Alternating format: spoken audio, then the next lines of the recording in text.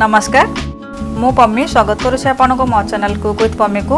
आज मु आपनको पई माछर गोटे रेसिपी लेके आसीछि। एई रेसिपी रे माछ संगरे मु कंचा कदली को मध्ये ऐड करिछि।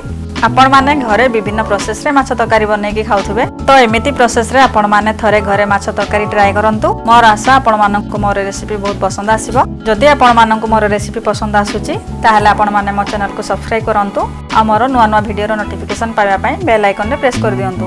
तबे आसंतु देखि नबा आज रो रेसिपी पई मु कोन सामग्री सब नेछि। कंचा कदली, माछ, कटा टमाटो, कटा पियाज, अदा रसुण पेस्ट, जीरा गुंड, धनिया गुंड, लंका गुंड, लूण, हलदी गुंड, दही, फिश मसला, गरम मसला, रिफाइन तेल। प्रथमे मो माछरे गोटे चामच लूण, गोटे चामच हलदी गुंड पकेकी मैरिनेट कर नेबी।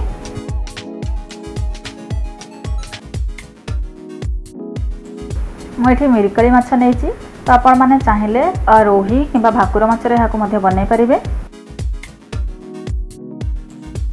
तो एबे मु गैस लगे कि कड़ाई गरम कर नेबी। कड़ाई गरम हो गले एथिरे किछि तेल गरम कर नेबी।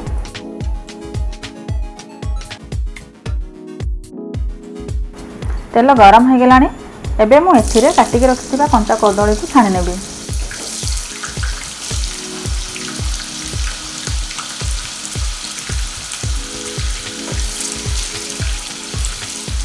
कदली सबको मु हल्का फ्राए करी।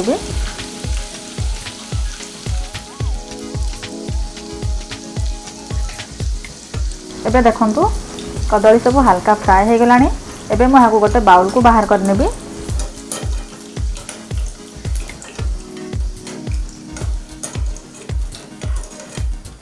एबे सेई गरम तेल रे मु मैरिनेट करके रखिथिबा माछ सब को फ्राए कर नेबी।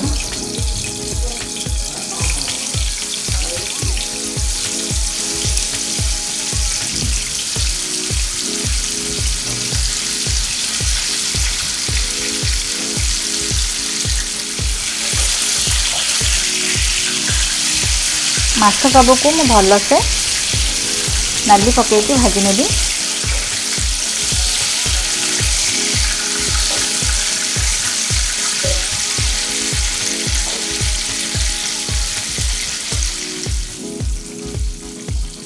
माछर दुई साइड को एमती भल से ओलटेकी ताको भाजी नेबी।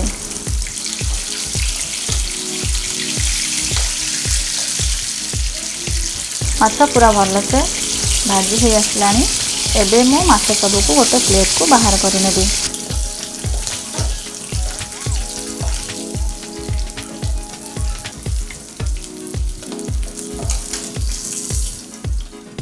एबे मु कढ़ाई रे आउ 5 रु 6 चामच तेल गरम कर नेबी।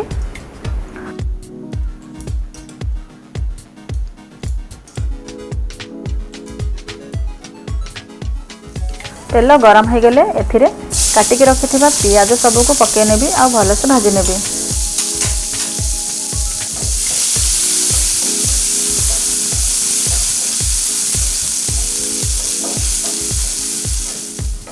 पियाज टिके नाली पड़िबा पर्यंत पियाज को मु भाजी नेबी। एबे देखंतु पियाज नाली पड़ी आसलानी। एबे मु एथिरे 2 चामच अदा रसुण पेस्ट पके नेबी आ टिके मसला को भल से कसी नेबी।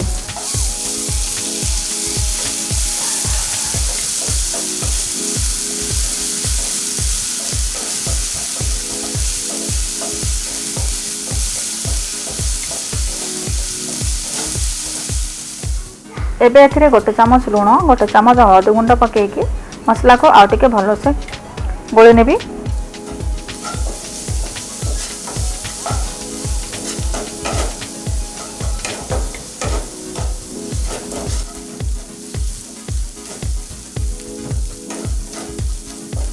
एबे मु एथिरे काटिके रखिथिबा टमाटो सब को मिसै नेबी आउ भल से मसला सह कसी नेबी।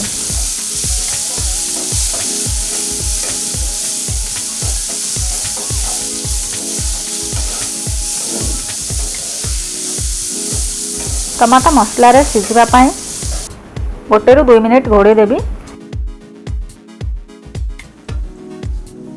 गोटे मिनिट पर देखंतु टमाटो मसला सह पूरा भल से सिझी जाइए।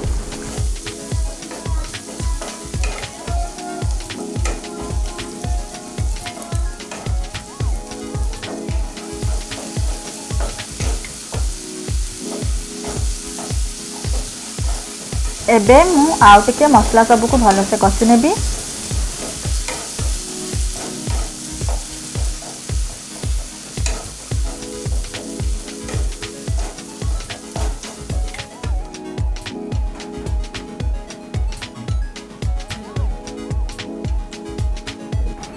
एबे गोटे गिना दही रे गोटे चामच जीरा गुंड, गोटे चामच लंका गुंड, गोटे चामच फिश मसला, गोटे चामच धनिया गुंड पकेकी दही को भल से गोली नेबी।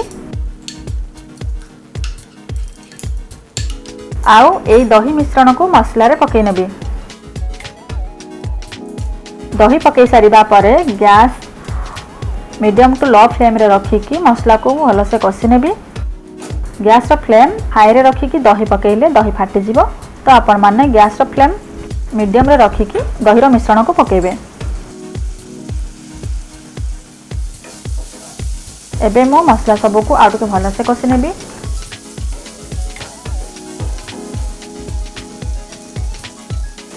मसला कषि हे गले छानिकी रखिथिबा कंचा कदली सबको मु एथिरे पकेइ नेबी। कंचा कदली पकेइ सारिया परे मु मसला सह ताको टिके कषि नेबी।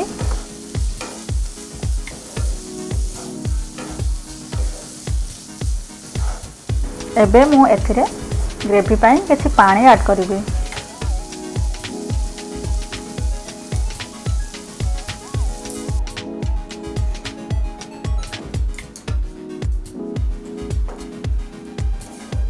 एबे पानी फुटिबा पाई मु 2 ରୁ 3 मिनिट घोड़े देबी।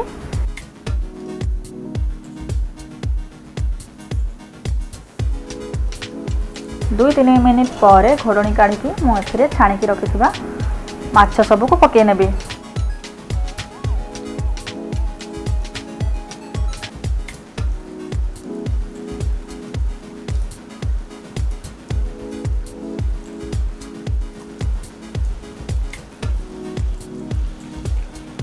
गोटे चामच गरम मसला गुंड पकाउची। गोटे चामच गरम मसला गुंड पकई सारिया परे मु आउ 2 मिनिट तरकारी फुटिया पाई घोड़े देबी।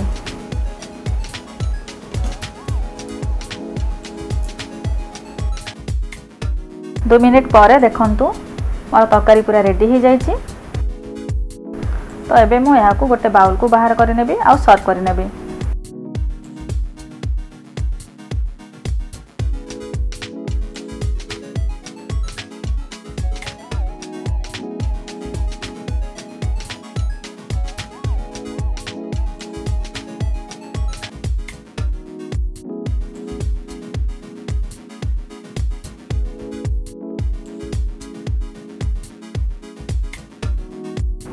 आपण माने ए माछर रेसिपी को घरे निश्चित ट्राए करंतु। जदि मो रेसिपी आपन को भल लागिला ताहले कमेंट बॉक्स रे कमेंट करंतु आउ मोर चैनल को सब्सक्राइब करंतु।